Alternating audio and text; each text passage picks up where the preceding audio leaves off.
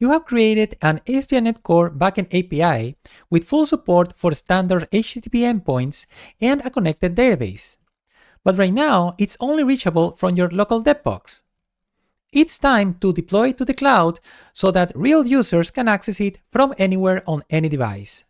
In this video, I'll show you the simplest way to deploy your ASP.NET Core API to the Microsoft Azure cloud step by step. Then, we will also deploy a Blazor frontend and connect it to your API, giving you a working full-stack .NET application running end-to-end in the cloud. There are a few ways to host a .NET application on Azure. Virtual machines are cloud-based computers that you manage end-to-end, including the operating system and each of your application dependencies. App Service is a platform that runs your web application with almost no infrastructure set up. Kubernetes Service runs and scales containers across multiple machines with advanced orchestration features. Container apps offer a simpler way to run containers without having to manage a full Kubernetes setup. And functions are ideal for running short-lived code on demand, like responding to events or webhooks.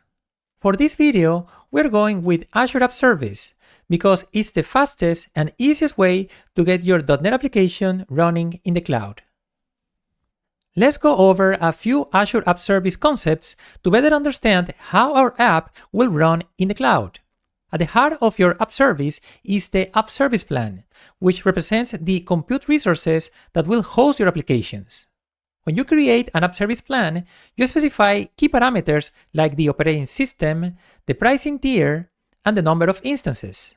These parameters determine the capabilities and resources available to your applications.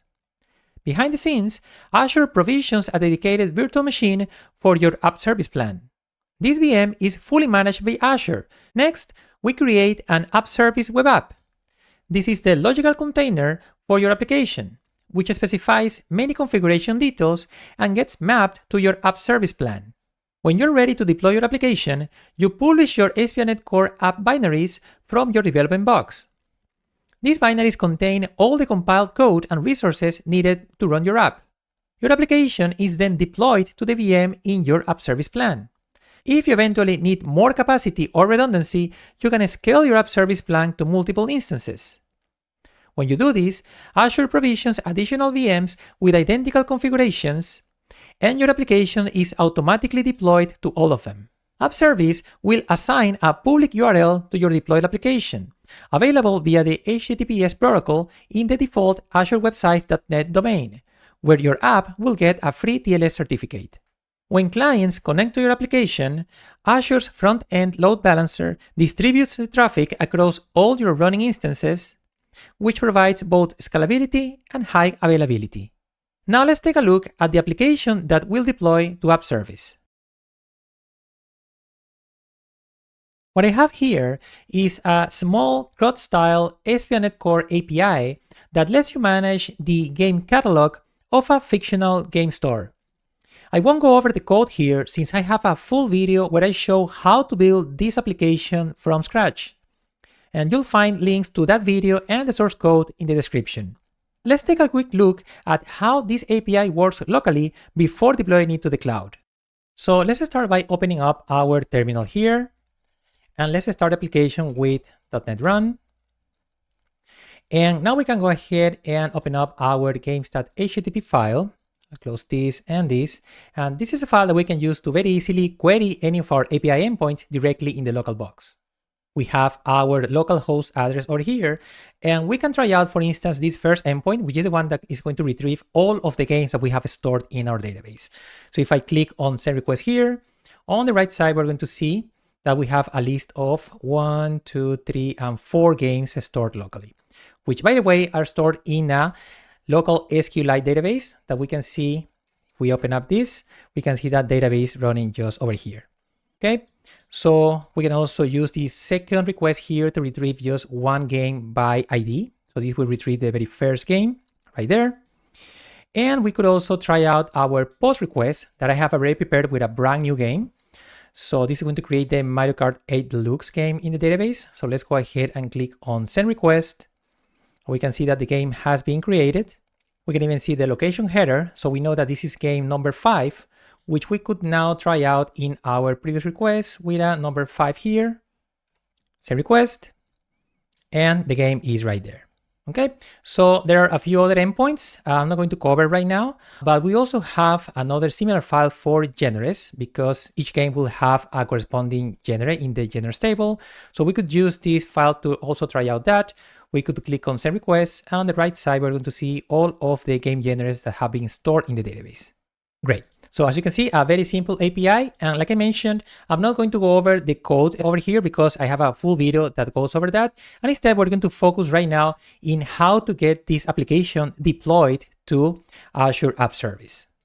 Now, before we deploy anything into Azure, we first need to create the Azure resource, which is going to be the target of our deployment.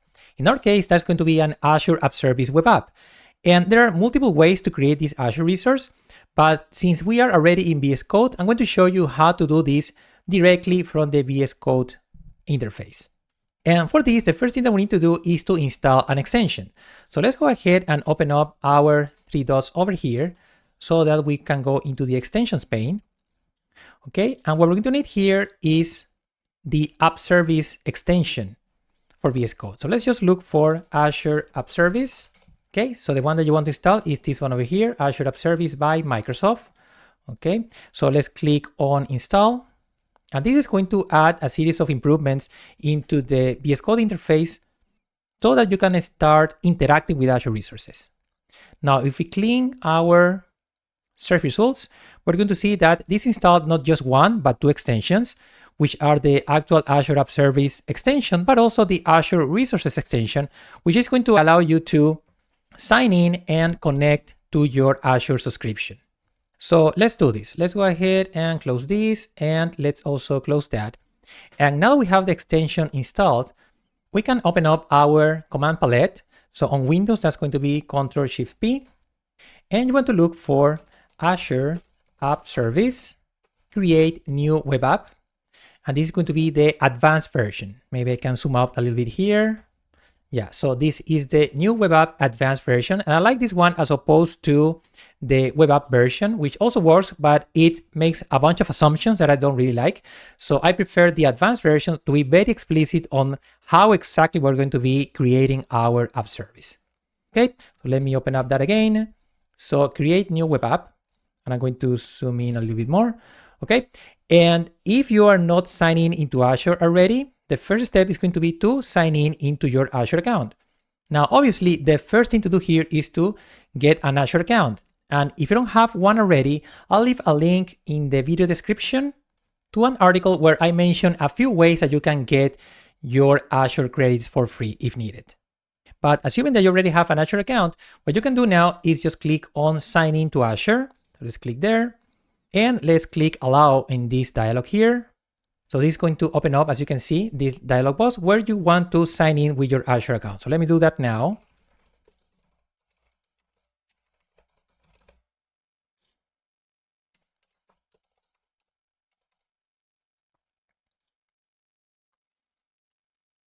Okay, and this is asking me for my multi-factor authentication. So let me do that now in my device here. Okay, I'll just click on no this app only. And now my VS Code instance is going to be connected to my Azure account. And since I only have one Azure subscription, it is not really prompting me to select one. You will probably be asked to select one subscription if you have multiple. But in my case, I just have one. So I am already at the start of this little wizard where we're going to be configuring this Azure App Service web app that we're going to be using. And the first step on this wizard is the selection of an Azure region. Now in Azure, a region is simply a geographic area containing at least one data center, which is a massive facility filled with racks of computers, cooling systems, and networking devices. Microsoft has over 60 regions globally, and here you should choose whichever region is closest to you or to your customers to reduce latency. In my case, I'm going to be using the West US region here. Now you need to pick what is going to be your default host name format. Now, at the time that I'm recording this video, Azure is now offering what they know as the secure default hostname option to help prevent subdomain hijacking, which happens when someone deletes an app service but forgets to remove a DNS record that points to it, allowing potentially attackers to claim that old URL. So that would be that first option over here. However, we won't be using really any custom DNS, and our app name will already be globally unique, given the well-structured name that we'll be using, as you're going to see in a moment. So we're just going to go with the cleaner global default host name, which is the more traditional option that we have over here.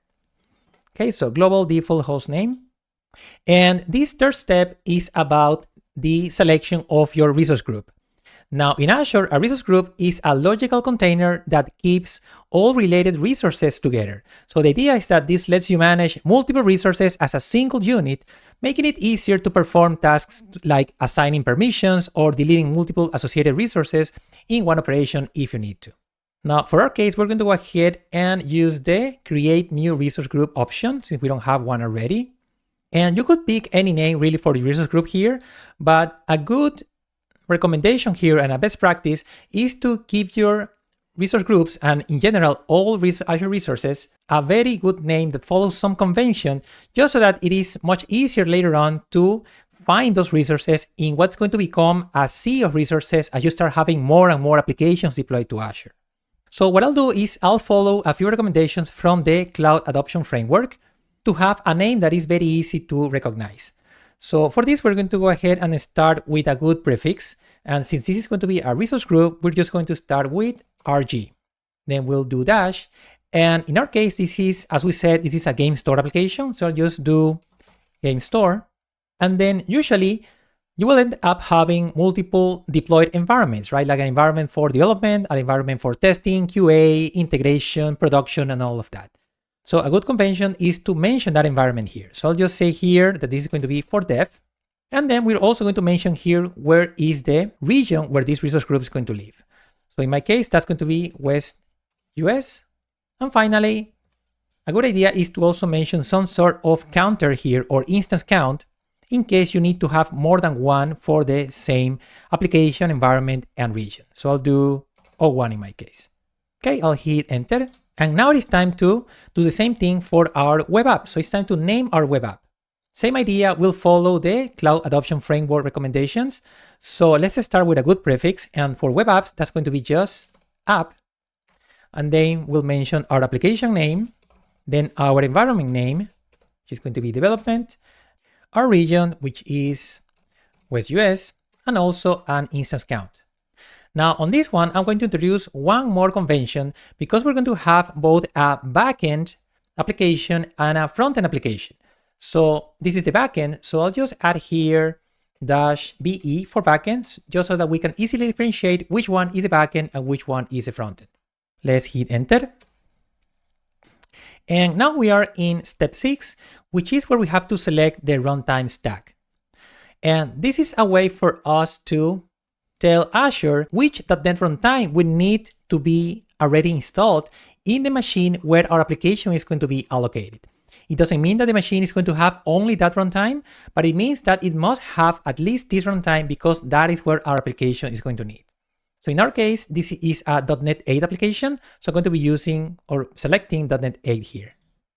And now we need to choose the operating system for the machine where we're going to be running our application.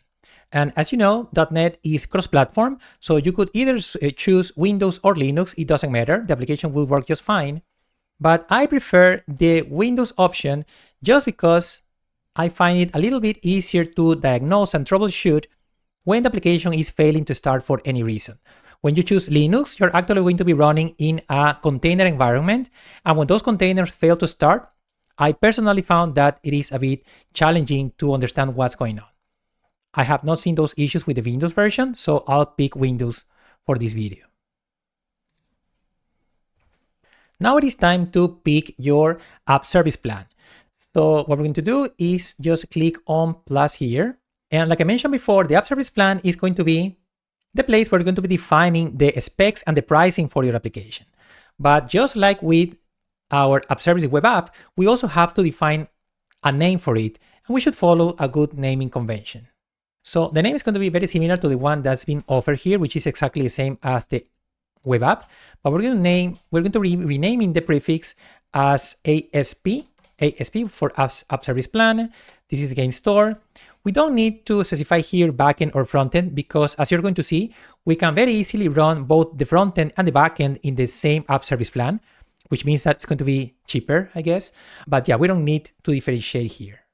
So I'll just remove BE, and this is going to be our name, ASP, Game Store, Dev, West US 01. Hit Enter. And now it is time to select what is going to be the pricing tier for your App Service Plan. Now, different plans are going to have a different amount of CPU, RAM, and disk available to your application. So for a production application, you want to be very mindful on which specific plan you want to choose. But for learning purposes, if you're just trying it out, the best option is going to be just the free option over here, which is going to have really no cost. But the catch is that your application is going to be running on a shared virtual machine instance, which means that your app is going to run on the same VM where potentially apps from other customers are also going to be running. So you're going to be sharing a VM, which helps keep the cost down. Also, you're going to have just a limited amount of CPU minutes per day, plus you're going to get just 1 GB of RAM and 1 GB of storage for your application. So for production, free F1 is not going to be great, but for learning purposes is more than enough. So let's pick free F1. And this last step here is to configure Application Insights, which is another Azure service that allows you to have a bunch of metrics for your application, so you can more easily troubleshoot. But in our case, we're not going to go that far for the purposes of this video. So let's just click on skip for now. And now the creation of the app service is going to start. So as you can see, it is starting right now. So let's just give it a few seconds for it to complete. Great. So our app service web app has been created alongside with the app service plan, which is good. And now it is time to kick off the actual deployment of the application. And for that, you can either click on the deploy button that just disappeared for me, or you can do this from the command palette as I'm going to do now. So I'm going to go and Ctrl+Shift+P to open my command palette, and you want to look for Azure App Service and this option, deploy to web app.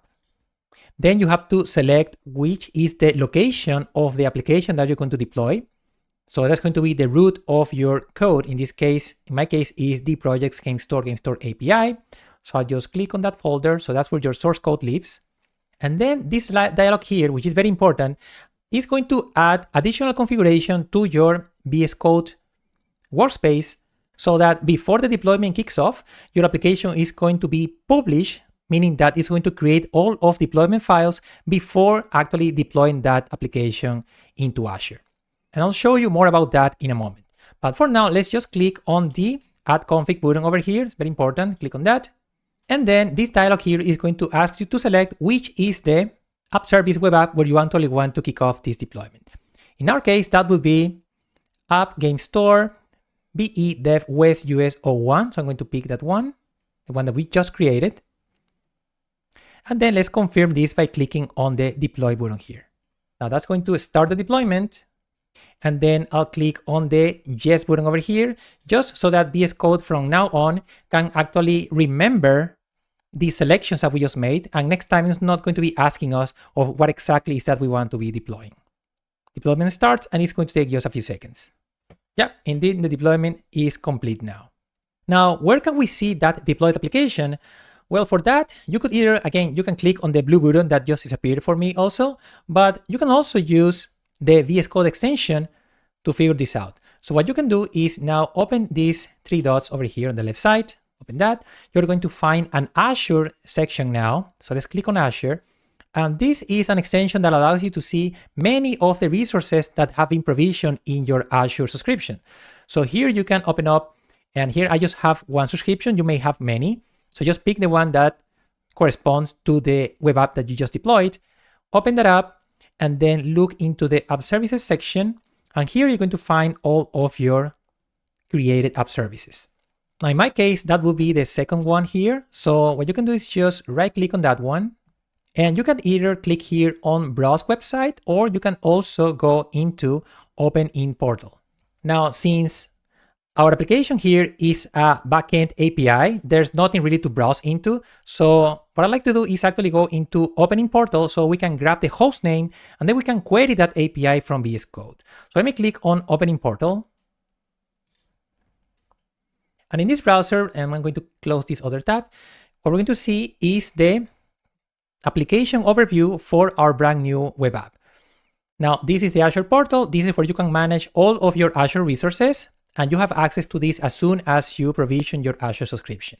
Now here we are exactly in the location of our web app. As you can see here, this is our web app. This is the resource group that we created, and here is the actual host name for our deployed web app. So what we can do now is use that host name or default domain to query the web app directly from VS Code if we need to. So I'll just click on copy to clipboard. Let's go back to VS Code and let's collapse this. Let me see in the terminal. I'm going to delete this and I'm going to stop my local server so it's no longer running locally. Okay. And let's go into our games.http file, which I remember we just use it to query the API locally. But what we can do now is just replace this host address that we've been using for local development. And in this case, I'm just going to paste the host of our Azure App Service. Now, perhaps I'm going to just paste it over localhost and port right there. And I'm going to change the URL into HTTPS because App Service is going to give you a free TLS certificate, meaning that your app is going to be running directly on HTTPS without you having to acquire any sort of certificate, at least while you host it in the Azure Web Sites domain. Later on, you could use a custom domain if you need to, but by default, you get a free TLS certificate while running on this domain. Okay, so with that in place, we could go ahead and start trying out our API as it is deployed in Azure. So let's send a request by using the first request here to get games, send request. And let's scroll to the left. We can see down here that as expected, we currently have 0 games, right? There is no game right now, which makes sense because we just deployed this application to the cloud and there is a brand new database created over there. So there's nothing really stored in the games catalog over there. But we can go ahead and create one very easily right now. So let's go ahead and scroll down into our post request over here. And before posting this, one thing that we may want to make sure is that we have the correct genre ID for this game. So let me open up my genres.http file over here, just so we can query for those games. So let me copy the host address into this other file there. And now I'm going to send a request to retrieve all of the game genres. There you go. So in our case, this game is going to be a racing game. So has ID number 4, which is correct. That's the ID that we have over here for Mario Kart 8 Deluxe. So let's go ahead and send requests to create this game. There you go. So the game has been created. It is now alive in our web app deployment. We can even see the location header over here, which means that we could go back into any of our GET requests and see the game created. I'm going to click on send request here. And as you can see, it is now listed as our only one game living in the cloud now. Now, before we do anything else, I think it is important to understand what exactly was done by the VS Code extension to get the binaries deployed to the cloud. And for that, what we can do is open up our terminal briefly, where what you can do is go into the output section here, and let's switch. Let me zoom out a little bit. Let's switch into the Azure App Service section here. There, now I'll zoom in. And what we can see here is all the steps that were performed by the extension to get the application deployed to the cloud. Now, the first step that you can see here, these steps are related to the creation of the app service itself, right? But I find it more interesting to see what happened when we try to deploy the application. So let's scroll down a little bit. And here you can see the start of the actual deployment, so starting deployment. And what you're going to realize here is that really all that happened is that the extension created a zip package. So this is known as zip deploy. So it created a zip package and it added all of the files that it found in the publish directory. And that publish directory is right here, right? So it's publish. So it's under bin release, net80 publish, and then all of the files. So it grabbed all of those files and put it on a zip file that it got deployed to the cloud. But how did we end up with that publish directory, right? So that's good to understand too. So let's collapse this terminal for a moment, and let's close this, and let's close those. So that publish directory is actually under bin release netx0 and then publish. So this directory here was created via the .NET publish CLI command, which what it does is that it actually prepares your application for deployment by collecting all of the files that are actually needed for running your application in another environment, right? So it is not going to have the source code, but only the compiled binary. So that includes your DLL over here, wrapper exe here.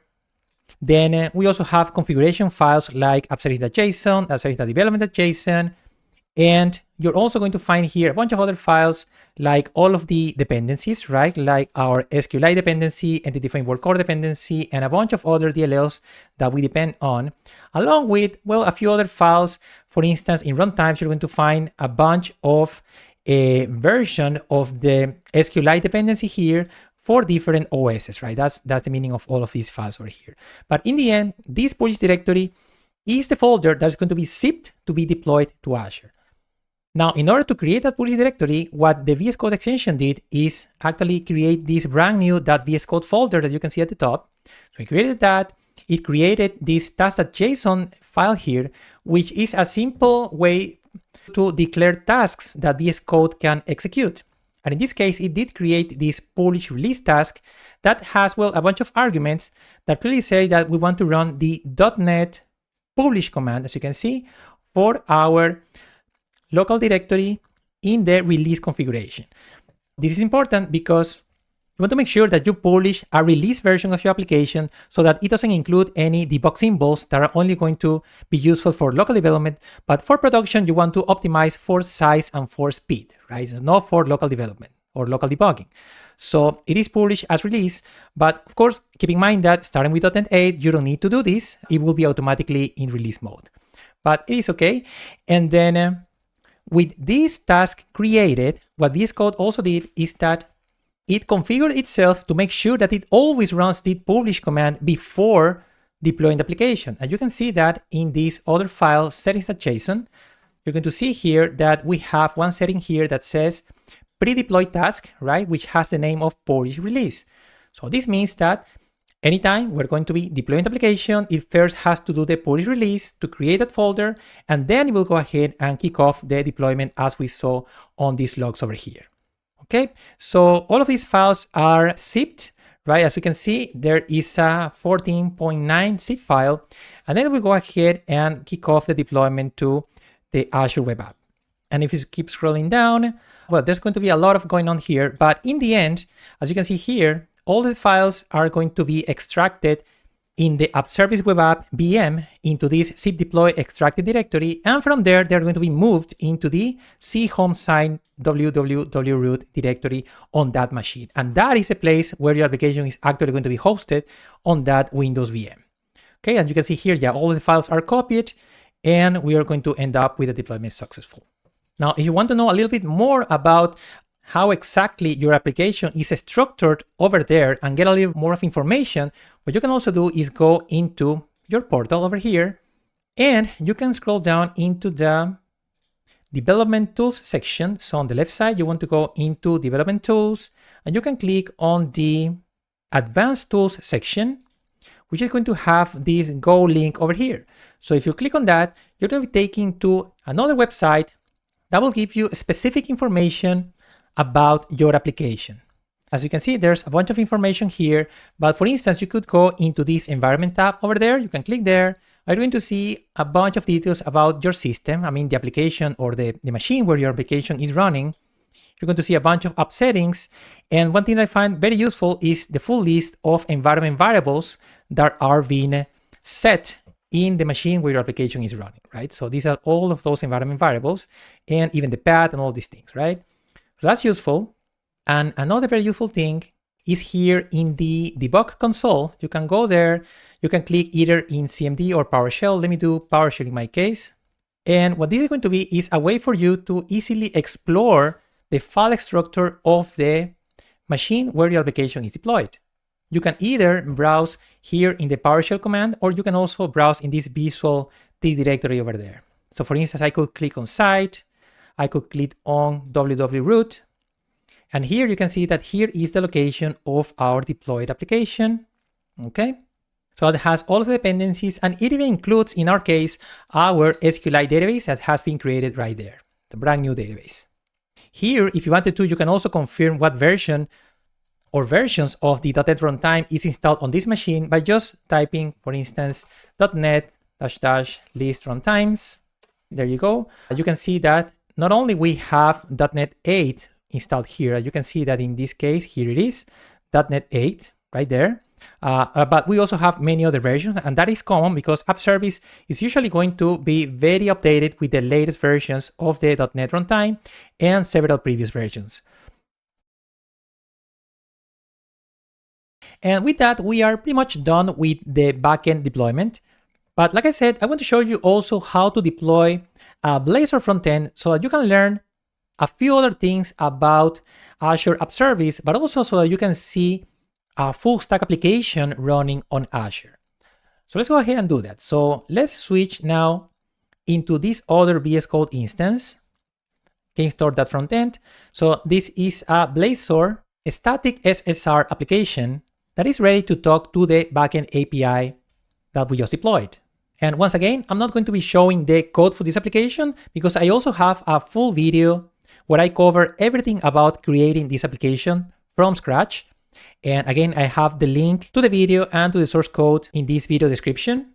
But let me show you briefly how this works locally before also deploying it to the cloud. So before doing that, let's make sure that we go back into our backend, and we have to, well, start the backend before we can go ahead and run the front end. So let's just do .NET run once again in the GameStore API. And now let's switch into GameStore frontend here, where I'm also going to go and just do .NET run. And here we can see the URL of our locally running frontend, localhost 5002. Let me just copy that URL. I'll switch to my browser. Perhaps I'll close this diagnosis console. I'll open a new tab, paste that over there, hit enter. And as you can see, here we have our list of games, just like we had in the backend, but now in a friendly user interface. And for a quick test, just to make sure that this is working, let's go ahead and modify one of our games, perhaps this FIFA game over here. Let's click on the edit link over here. And let's say that this is going to be FIFA 23 for Xbox One. And let's say that the price, well, it's much cheaper now. It's going to be $19.99. Okay, so let's click on save. And as we can see, the game has been updated right here. Great. So very simple CRUD-based UI, but it is a great, I think it's a great example to deploy to the cloud. So let's close this local browser and let's go back into VS Code. I'm going to Ctrl+C to stop my local server. And of course, what we're going to do here is, well, same process as we did with the backend API. So let's do Ctrl+Shift+P to open our command palette. Let's click on Create New Web App Advanced. And again, first step is to select our region. It's going to be the same region, West US 2, just so that the backend and frontend are in the same region so they can talk to each other very quickly. We are again going to go for our global default host name. We're not going to create a brand new resource group. Let's just reuse the one that we have already, which is going to be RG GameStore Dev West US 1 in this case. Then we need to enter the name for our web app. So following a good convention again, this is going to be app GameStore. And since this is the frontend part, it's going to be FE for frontend, dev, West US, and O1. Hit enter. This is again a .NET 8 application. It's also going to be running on Windows. And here's where you want to select your app service plan. Like I said, you don't have to create a new one. To keep things cheaper, you can just run on the same plan as before. Remember that this is just the VM where your application is going to be running. So I'll pick the plan that we have already created, ASP GameStore Dev, West US 01, split that one. I'll skip the application insights part, and the creation of this web app is starting now. Again, it should just take a few seconds. Great. So the creation of application completed. So this time I'm just going to go ahead and click on deploy here to kick off the actual deployment of the app over there. Let's select our, in this case, projects, game store at front end. Remember, this is the location of your source code, the root of your repo. So let's select that. Let's click on add config. Remember that this is important so that the VS Code task is created and the pre-deployment step is also set up. So let's click on add config. And now the deployment has started. I'm also going to click here where it says yes, make sure that VS Code remembers my selections for the next time. And so deployment has started and it should again just take a few seconds. So yeah, indeed it is done now. And as you can see, we are ready to go ahead and browse into our brand new website. So this time let's click on browse website, this blue button over here. Okay, there you go. And of course, things are not working as expected right away. So something is going on, and that is why we cannot see our application running in the cloud just yet. So it is time to do a little bit of debugging to understand what's going on. Now, the error here is suggesting that we turn on detail exceptions for the application so that we can see the detail exception in the cloud deployment. However, that may not be a great idea if you're dealing with a production deployment, right? So you want to have, instead of this, a good way to tell what's going on by using logging, right? Logging is going to be your best friend for anything that has to do with the cloud. So for that, let's go back into our Azure portal and let's switch first into our overview. So this is the backend application. So let's actually go into our resource group over here, resource group, from which we can go now into the front end. So as you can see, here is our front end application. So let's go into that one. And the place where you can see the login for the application is going to be down here into the monitoring section. It's going to be a monitoring section down here. Click on that. And you can go into your log stream, which is a place where you can see close to real time any logs that your application is sending over into the console. Now, unfortunately, we don't have logs by default here. And that is not because .NET is not sending any logs, but because we have not configured this properly for our web app. There may be some logs going on here, but it's not going to be very useful. So instead of that, let's go ahead and configure logging the right way so we can see more details of that exception. So let's scroll up into development tools. And this time, let's go into extensions, over here, extensions. And this is a place for you to add extensions to your web app. So let's go ahead and click on add. And in this dropdown, there are going to be many extensions, but the one that you want is one called ASP.NET Core Login Integration, right? So ASP.NET Core Login Integration. Let's click this checkbox, let's click on add, and this is an extension that is going to properly understand the logs from your .NET application and turn them into logs in the VM file system that can be understood by the web app and that can be shown in the log stream that we saw a moment ago. But that is not enough. You also want to make sure that you go down here into the App Service Logs section over here. And here's where you actually configure how logging is going to work in your App Service web app.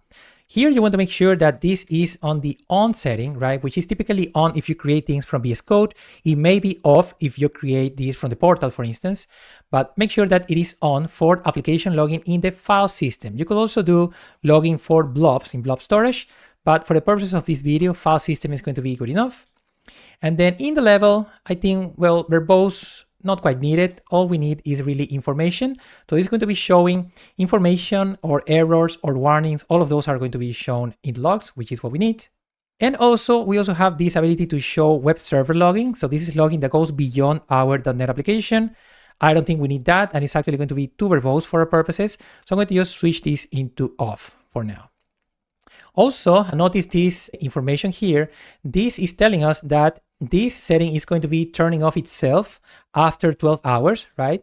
So keep that in mind. So don't assume that these logins are going to keep popping up forever. They may turn off after, or they likely will turn off after 12 hours. So you have to make sure that you have this on by the time you're going to be needing them. So just click on save. Okay. And now let's switch into our log stream. And well, it is time to reload our application in the browser and see if we can see any new logs over here to explain what's going on. So let me go back to my other tab. I'm going to just hit refresh. Okay, of course it keeps failing, but let's go back into the portal. And let me collapse the left side for a moment. As you can see, now we have a bunch of logs that are going to help us understand what's going on. Now, fortunately, these logs are not very easy to parse, at least visually, but it is what you get, and it is much better than having nothing. And I can tell you that the error is actually not too far. The error is right here. Notice this. Okay, so this is coming from the exception handle middleware.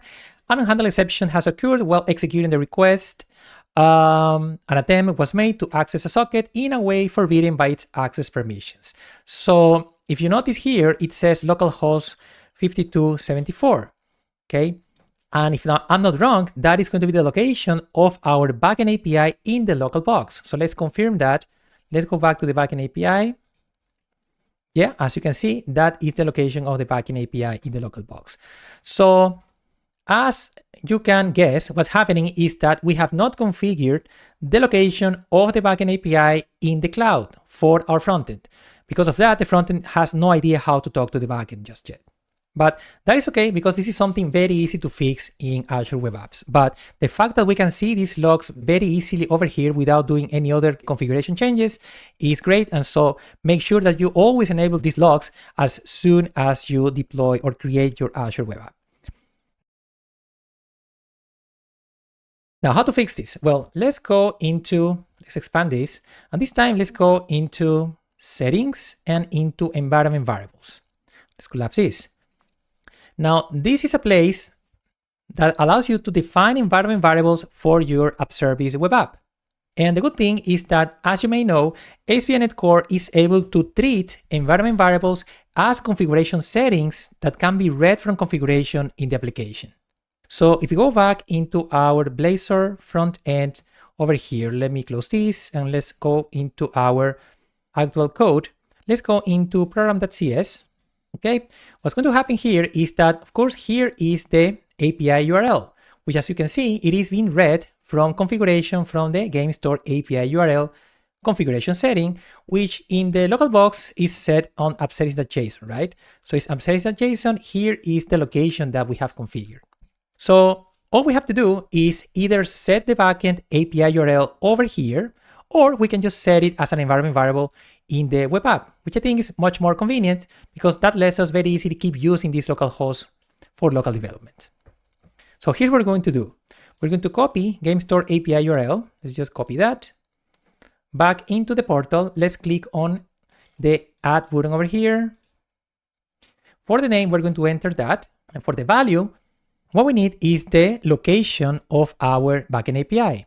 And that is something that we already know because we put that in the game store API. If we just stop the local server and we go into our games.http, we put that right here, right? So this is the location of our backend API in the cloud. So let's copy that and back in the portal, let's paste that over here.